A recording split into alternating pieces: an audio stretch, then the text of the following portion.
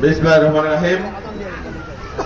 আজকে গাজীপুর সদর ইউনিয়ন কৃষক দলের এই কৃষক সমাবেশ, আমার স্নেহপদ সহযোদ্ধা সভাপতি মাহবুর রহমান উপস্থিত আছেন।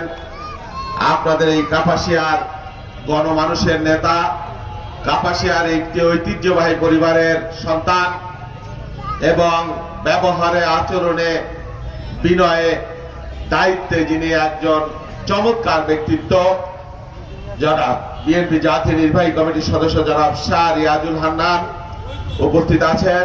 আপনাদের এই বৃহত্তর গাজীপুরের আরেকজন কৃতি সন্তান, ঢাকা বিশ্ববিদ্যালয়ে আমার দীর্ঘদিনের সহযোদ্ধা, জাতীয় নির্বাহী কমিটির অন্যতম সদস্য, কালীগঞ্জের কৃতি সন্তান ওমর ফারুক শাফির উপস্থিত আছেন।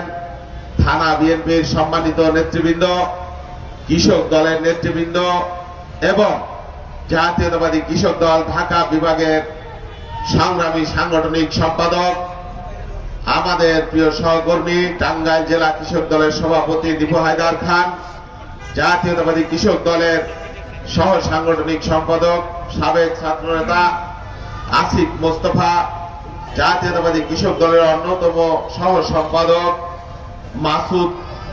মাসুদ করিম, আমাদের জাতীয়তাবাদী কৃষক দলের অন্যতম সদস্য হান্নান মিয়া, জাতীয়তাবাদী কৃষক দল এই গাজীপুর জেলার সংগ্রামী সদস্য সচিব, আপনাদের প্রিয় মানুষ ফকির ইস্কান্দার আলম জানু সহ সমবেত ভাই এবং বন্ধুরা। একটু পরে আজান হয়ে যাবে, সেই জন্য আমি খুব বেশি কথা বলবার সুযোগ পাবো না। একটু শুধু বলি, বিগত 5ই আগস্ট বাংলাদেশের মানুষ একটি রক্তস্নাত বিপ্লবের মধ্য দিয়ে একটা ফ্যাসিবাদী রিজিম হাসিনাকে আমরা বাংলাদেশ থেকে উৎখাত করেছি। হাসিনা তার বোনকে নিয়ে অনেক মানুষের রক্ত হাতে মেখে বাংলাদেশ থেকে পালিয়ে যেতে বাধ্য হয়েছে। এই আওয়ামী লীগ সব সময় পালায়ন বড় মনোভাব নিয়ে তারা রাজনীতি করে আর বড় বড় কথা বলে। শেখ হাসিনার বাবা মুক্তিযুদ্ধের আগে আপনাদের গাজীপুরের তাজউদ্দিন সাহেব বলেছিলেন যে আপনি তো কোনো নির্দেশনা দিয়ে গেলেন না, 25শে অক্টোবর 71 রাতের বেলায় ক্র্যাকডাউন হবে, আমরা কি করব?